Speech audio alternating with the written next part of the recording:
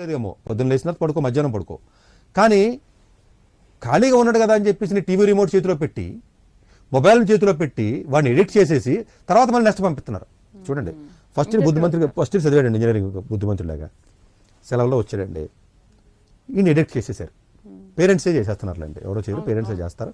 పేరెంట్సే పెద్ద విలన్స్ జనరల్గా వాళ్ళు చేసేసి మళ్ళీ కాలేజీకి పంపుతున్నారు కదా. కాలేజీకి పంపిన తర్వాత ఈ ఎడిక్షన్ అలవాటు అయిపోయింది కదా, వీడు వదలలేడు కదా, వీడు అక్కడ ఏదైనా ఇబ్బంది పడతాడన్న కామన్ సెన్స్ లేకపోవడం అనేది బాధాకరమైన విషయం. అంటే ఏంటి, కొంత నాశనం చేసి పంపారండి. వాళ్ళు ఏం చేస్తారు, అక్కడికి ఏం తర్వాత రూముల్లో కూర్చుని ఇంక ఫ్రెండ్స్తో నెట్వర్క్ బిల్డ్ చేయడు. వీళ్ళందరూ ఏం చేస్తారు తెలుసా మీకు, మన తెలుగు వాళ్ళు అందరూ పర్టికులర్గా ఇదంతా మొబైల్ బ్యాచ్ మందంతా.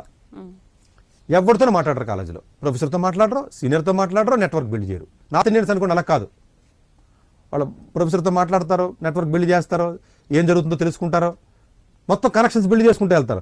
వీళ్ళు చేస్తే కాలేజ్ తిరిగితే రూమ్లో ఉంటే మొబైల్ బస్. కాలేజ్లో మొబైల్ నాట్ అలౌడ్. అసలు ఎవడండి క్లాసులో కూడా పట్టుకుపోతారండి వీళ్ళు. క్లాసులో పట్టించుకోరు, పెద్ద పెద్ద కాలేజీల్లో, ఐఐటీస్ అనేది గవర్నమెంట్ కాలేజీలో పట్టించుకోరు. ప్రైవేట్ కాలేజీలో అయితే కొన్ని కాలేజీలో పట్టించుకుంటారు, కానీ ఎవడో పట్టించుకోడు. నువ్వు ఐఐటీ క్లాస్లో మొబైల్ పట్టుకెళ్ళి వాడుకుంటే ల్యాప్టాప్లో అంటే ఎవడు పట్టించుకుని నాదుడు ఉన్నాడు. ఐఐటీ మద్రాసు కాదు, ఐఐటీ ముంబై కాదు, ఢిల్లీ కాదు. అలవాటు పడిపోతారు కదా. మళ్ళీ సెకండ్ ఇయర్ హాలిడేస్ వస్తారు కదా, ఇంకొంచెం డోస్ పెంచుతారు. ఎవరో ఇంట్లో వాళ్ళే. ఎక్కువసేపు పడుకున్నాడు సెలవుల్లో, తప్పు లేదేమో, పొద్దున్న లేచినా పడుకో, మధ్యాహ్నం పడుకో.